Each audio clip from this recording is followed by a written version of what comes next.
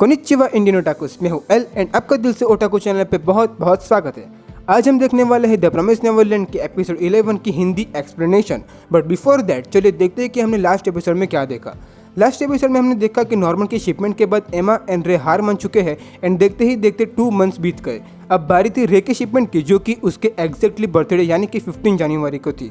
14 जनवरी को रात को रे हॉल में कुछ कर रहा था एंड तब एमा वहां पर आ जाती है। अब देखते हैं कि आगे के एपिसोड में क्या होता है। Let's roll the intro. And then she start talking back. She sound like Kimi nayo, Kimi nayo. Oshiete kureta. Kurayami mo ikaru na. रे एमा से पूछता है कि क्या उसने सच में गिव अप कर दिया है। तब एमा रे से कहती है कि वो नॉर्मन के सैक्रिफाइस को कभी भी वेस्ट नहीं जाने देगी एंड रे भी एमा से एग्री होता है। बाद में एमा कंटिन्यू करते हुए कहती है कि जब मॉम हम दोनों पे यानी कि रे एंड एमा पे नज़र रखे हुए थी तब एमा ने डॉन एंड गिल्डा को इंचार्ज बना दिया था एंड उन्होंने सारे बच्चों की ट्रेनिंग कंटिन्यू करके उन सारे बच्चों को अच्छे से ट्रेन कर दिया है। फूड एंड अदर थिंग यानी कि क्लोथ्स एंड फूड वो भी सब कुछ रेडी है, बस कल रे की शिपमेंट के पहले आफ्टरनून में वो सब घर छोड़ के भाग जाएंगे। पर रे उस पर साफ साफ मना करते हुए कहता है कि आफ्टरनून में भागने से अच्छा है कि अभी लेट नाइट को प्लान को प्रोसीड किया जाए। बाद में रे अपने प्लान को एमा को समझाता है कि वो हाउस में पेट्रोल की हेल्प से फायर स्टार्ट कर देगा, जिससे मॉम का सारा ध्यान बच्चों से हट के फायर पे आ जाएगा। एंड रे ने मॉम के सीक्रेट रूम को भी ब्लॉक कर दिया है, जिससे मॉम जल्द से जल्द हेल्प नहीं बुला सकेगी एंड सारे बच्चे हाउस से भाग सकेंगे। अगर क्लिफ को पार करने का प्लान सक्सेस ना रहा तो रे ने फॉरेस्ट में मोलोटोव्स भी छिपा कर रखे थे, जिसके ब्लड से एचक्यू वाले सारे ब्रिज की सिक्योरिटी फॉरेस्ट में डिस्ट्रीब्यूट हो जाएगी और वो लोग ब्रिज के हेल्प से वो भाग सकेंगे। बट रे एमा से कहता है कि वो अभी भी सारे बच्चों को साथ में लेकर भागने के प्लान से सहमत नहीं है, सो वो एमा को फिर से एक बार सोचने के लिए कहता है। पर हमें पता था कि एमा अपने किसी भी सिबलिंग्स को घर में छोड़कर नहीं भागने वाली। एमा रे से पूछती है कि अगर मॉम ने फायर को नेग्लेक्ट करके सिर्फ हम पर ही फोकस किया तो हमारा प्लान फेल हो जाएगा। तब रे एमा से कहता है कि उसने उसके लिए भी कुछ सोच कर रखा है। ऐसा बोलते ही रे अपने आप पर पेट्रोल डालने लगता है। एमा रे को देखकर शॉक हो जाती है। ये वाला सीन बहुत ही ज़्यादा ज़बरदस्त था। रे कहता है कि 6 ईयर्स से वो इस प्लान के ऊपर वर्क कर रहा था एंड आज इसे फिनिश करके ही रहेगा। मैं एक ह्यूमन हूँ एंड मैं उस डिमन को बता दूंगा कि मैं क्या कर सकता हूँ। रे एमा से कहता है कि वो नॉर्मन एंड उसके डेथ को वेस्ट ना होने दे एंड सही सलामत वहाँ से भाग जाए। रे एमा को एक बुक देता है जिसमें नॉर्मन एंड एमा की एक फ़ोटो थी जिसे रे ने खींचा था। घड़ी में 12 बज गए थे। रे एमा से कहता है कि अब वो 12 इयर्स का हो गया है एंड उसने जितने भी टाइम नॉर्मन एंड एमा के साथ स्पेंड किया है वो बहुत ही ज़्यादा बढ़िया था। वो लास्ट टाइम एमा को थैंक यू बोलता है एंड इतना बोलते ही रे एक मैच स्टिक को जलाकर फ्लोर की ओर फेंक देता है। एमा रे की तरफ दौड़ने लगती है एंड तभी सीन शिफ्ट हो जाता है एंड हम इसाबेला को देख पाते हैं जो कि बच्चों को सुला रही थी। बच्चों को सुलाने के बाद इसाबेला अपने ऑफिस में जाती है एंड वहाँ पर उसे एमा की चीखने की आवाज़ आती है। इसाबेला तुरंत ही वहाँ पर जाती है एंड वो देखती है कि हॉल में आग लग चुकी थी।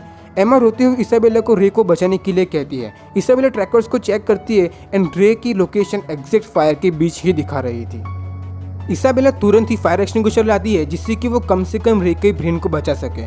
मतलब इतना होने के बाद भी इसाबेला को अभी भी सिर्फ रे की ब्रेन के बारे में ही पड़ी है, पर वहाँ पर फायर एक्सटिंग्विशर वर्क ही नहीं करता। इसाबेला एमा को वहाँ से भागने के लिए कहती है, बट वहाँ से एमा पहले से ही गायब हो चुकी थी। इसाबेला ट्रैकर्स को चेक करती है जहाँ पर एमा की लोकेशन थी, वहाँ पर जाती है पर वहाँ पर भी एमा नहीं थी। जैसे ही वो ट्रैकर्स के नज़दीक बढ़ती है वहाँ पर उसे एमा का एक कटा हुआ कान मिलता है, जिससे देखकर इसाबेला सब कुछ समझ जाती है। बाद में सीन शिफ्ट होता है एंड हम एमा को फॉरेस्ट में दौड़ते हुए दूसरे सारे बच्चों से मिलते हुए देखते हैं जहाँ पर रे भी खड़ा हुआ था। बाद में हम फ्लैशबैक पे जाते हैं जहाँ पर रे के द्वारा जलेगी मैच स्टिक को एमा एंड मौके पे कैच करके रे को बचा लेती है एंड वो रे से कहती है कि वो ना ही रे को और किसी और बच्चे को यहाँ पर मरने देगी। तब वहाँ पर थोमा एंड लेनी कुछ सामान लेकर आते हैं जो कि एमा ने मंगवाया था। बाद में रे अपने क्लोथ्स को चेंज करता है एंड थोमा एंड लेनी रे की पेट्रोल वाली शर्ट पर कुछ सॉसेजेस, हेयर, मीट को रख देते हैं जिससे उसमें से इंसान के जलने की स्मेल प्रोड्यूस हो। और एमा रे के ईयर को कट करके उस पर रखने वाली होती है, पर रे एमा को मना कर देता है। तभी एमा को गुस्सा आता है एंड वो रे को एक जोरदार चाटा मार देती है। रे ने बनाया हुआ ट्रैकर रिएक्टर को एमा रे को दिखाती है जिसमें नॉर्मन ने एक लीटर छुपाया हुआ था। लेटर में नॉर्मन ने लिखा था कि उसे पहले से ही पता है कि रे अपने आप को जलाकर हम दोनों को बचाने की कोशिश करने वाला है एंड उसे ये बात रे के बेड में छुपाए हुए पेट्रोल को देखकर पता चली। बाद में नॉर्मन ने लिखा था कि वो रे को ये कभी नहीं करने दे सकता एंड वो चाहता है कि एमा रे को बचाकर मॉम को आउटविट करके वहाँ से सारे बच्चों को साथ में लेकर भाग जाए। बाद में नॉर्मन सिस्टर क्रोन के द्वारा दी गई किसी गिफ्ट को भी मेंशन करता है जो कि एक पेन एंड 2 कीज के स्ट्रक्चर थे। एंड में नॉर्मन कहता है कि Emma please finish what we started. बाद में हम प्रेजेंट में आते हैं जहाँ पर एमा मैस्टिक को जलाती है एंड फ्लोर पर ड्रॉप करती है एंड जो शर्ट उसने तैयार की थी सॉसेज वाली उसको जला देते हैं एंड वो रे करके चिल्लाने लगती है। बाद में हम रे, एमा, डॉन एंड दूसरे सारे बच्चों को वॉल की तरफ भागते हुए देख पाते हैं। तब रे शॉकिंग वे से डॉन से पूछता है कि दूसरे सारे बच्चों को हाउस का सीक्रेट के बारे में कैसे पता चला। तब डॉन रे से कहता है कि ये सब काम एमा ने किया है। एमा ने नॉर्मन से कहा था कि अगर दूसरे बच्चों को भी हाउस के सीक्रेट के बारे में पता होगा तो वो इस प्लान में अच्छी तरह से शामिल हो पाएंगे। एंड जब नॉर्मन एंड एमा सिस्टर क्रोन से बात करने गए थे तब एमा ने नेट, एना, थॉम एंड नीली को डोर के पास छिपकर सब कुछ सुनने के लिए कहा था जिससे कि वो लोग भी श्योर हो सके। जब नॉर्मन की शिपमेंट हो चुकी थी तब एमा डिप्रेस होने का सिर्फ नाटक कर रही थी, बट एक्चुअल में वही थी जो सारे बच्चों को अच्छी तरह से इंस्ट्रक्शन दे रही थी। बाद में एमा, रे एंड सारे बच्चे वॉल के पास पहुंचते हैं तब हम फिर से नॉर्मन को देख पाते हैं। हमें लगता है कि नॉर्मन जिंदा है, पर नहीं, वो एमा का सिर्फ एक हेल्यूसिनेशन था जो कि एमा को वॉल क्रॉस करने के लिए एनकरेज कर रहा था। दूसरी साइड इसाबेला अपने जलते हुए हाउस को देखते हुए कहती है कि everything is gone now, but बाद में वो फिर से इविल वे में हंसने लगती है बिकॉज उसे पता था कि रे एंड एमा अभी भी जिंदा है एंड अभी भी चांस है कि वो उन दोनों को भागने से बचा सके।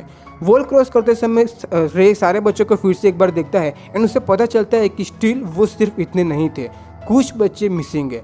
एंड तभी हम फिल को इसाबेला के पास देख पाते हैं जिसे देखकर इसाबेला भी बहुत ज़्यादा शॉक्ड हो गई थी। एंड बस तभी एपिसोड ख़त्म होता है।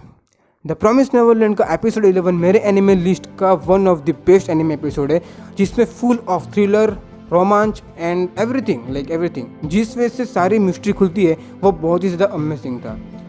सो बस अब तो सिर्फ लास्ट एपिसोड बचा है। अब हमें ये देखना है कि क्या एमा फिर से बाकी के बच्चों को बचाने के लिए फार्म में वापस जाएगी और इसाबेला, एमा एंड रे को रोकने के लिए क्या करेगी।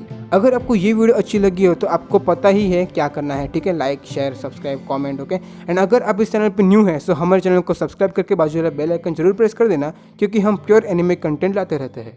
मिलता हूँ अगली वीडियो में, तब तक के लिए धन्यवाद। सायोनारा।